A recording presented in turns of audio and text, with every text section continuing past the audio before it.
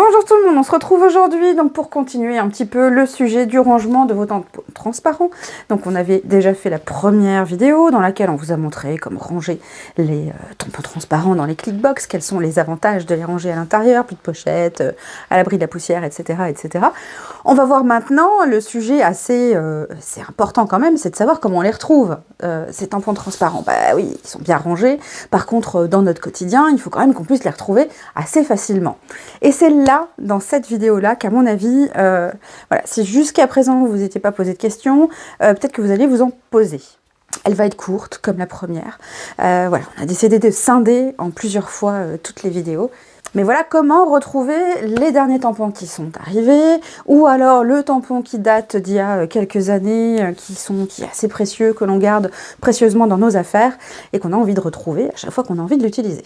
Et donc voilà, maintenant qu'on a rangé nos tampons, maintenant ce qu'il faut faire, c'est les retrouver assez facilement. C'est ça le but quand même, hein. C'est de pouvoir se dire, bah voilà, il va falloir qu'on les retrouve assez facilement à chaque fois qu'on a besoin de l'utiliser. Donc du coup, alors on commence à réfléchir, et moi c'est ce que je faisais hein, avant Mocha. Avant Mocha, je disais, bon, alors du coup, il va falloir que je fasse des tris dans mes rangements, il va falloir que alors comment je fais? J'aime bien rechercher par marque, ou alors je préfère chercher si j'ai besoin d'herbes, de feuillages, de personnages, etc. Comment je vais faire? C'est là que ça devient un petit peu compliqué. Donc du coup, normalement, ce qu'on faisait, c'est qu'on se disait, bon, on va faire un classeur de ci, un classeur de ça, ou en faire une corbeille de ci, une corbeille de ça. J'ai fait, hein, je pense que j'ai fait énormément de rangements moi-même, mes classeurs, mes pochettes, tout ça. Alors c'est très très bien, moi j'étais super contente. Je me suis rendu compte quand même à un moment donné que je scrapais plus pour faire mes rangements que finalement scraper pour autre chose. Ça c'était un petit peu dommage. Et puis au bout d'un moment on n'a plus envie de refaire de classeur. On n'a plus envie, voilà. Donc, alors je ne sais pas si vous êtes vous aussi dans cette situation-là, mais donc du coup, pour revenir à ce que je disais, donc si on a envie de chercher, par exemple, j'ai une carte à faire, je vais chercher, je sais pas, un petit feuillage, voilà. Donc du coup, bah, j'ai les tampons, normalement, je suis censée me dire, bah, soit je prends mes rangements, je lis mes catégories, mes tris que j'ai fait au préalable, soit il faut que sur mes rangements, j'ai le motif. Pour pouvoir me repérer, on est bien d'accord. Il faut que je puisse choisir mon matériel. Donc j'ai tendance à, voilà, à faire ci, à faire ça, ou à prendre chaque boîte, chaque classeur, chaque pochette. Et je suis obligée, voilà, de regarder. Ce qui fait qu'en plus, ça suppose que je garde au même endroit tous mes tampons transparents. Je ne peux pas trop m'éparpiller par-ci, par-là. J'ai besoin d'avoir tout au même endroit pour pouvoir être sûre de passer en revue sur chaque tampon pour pas manquer le tampon que j'ai acheté il y a 4 ans et que j'ai envie d'utiliser là pour mon projet.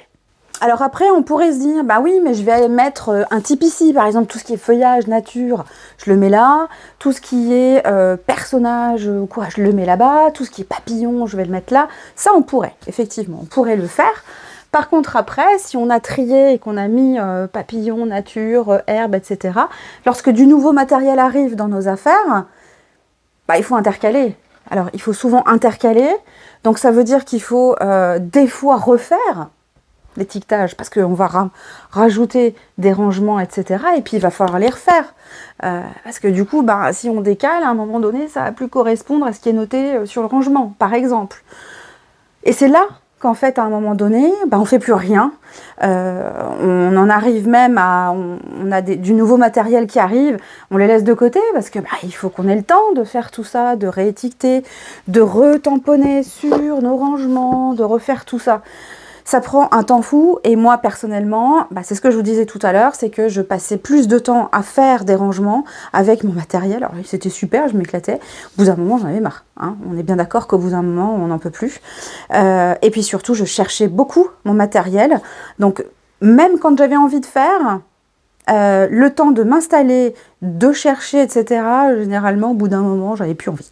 Voilà, donc c'est sûrement le cas, et je sais que c'est le cas puisque j'en ai discuté au détour de salon ou avec, voilà, lors de rencontres, j'en ai discuté, donc je sais que c'est le cas de beaucoup de personnes. Alors bien sûr, ce que je dis là, c'est valable aussi pour tout autre matériel. Là, je me suis spécifiquement concentrée sur les tampons transparents parce que si je commence à parler d'autres matériels, voilà, on n'a pas fini, donc je préfère me concentrer sur les tampons transparents. Bien entendu, on peut adapter tout ça à d'autres matériels, ce qui veut dire aussi qu'on peut s'organiser de différentes manières avec différents matériels. Après, autre chose aussi, c'est est-ce que j'en ai trop ? J'ai trop de matériel ou alors, bon non, j'ai pas encore assez de matériel, donc c'est pas la peine pour l'instant que je m'organise comme ça. Ben, si, en fait. Parce que tout ce que vous allez faire, même si vous n'avez pas beaucoup, si vous n'avez pas beaucoup de matériel, le but quand même, c'est d'être organisé correctement au départ et de pouvoir à un moment donné, voilà, s'équiper au fur et à mesure et ne pas reparler organisation une fois que vous en aurez beaucoup.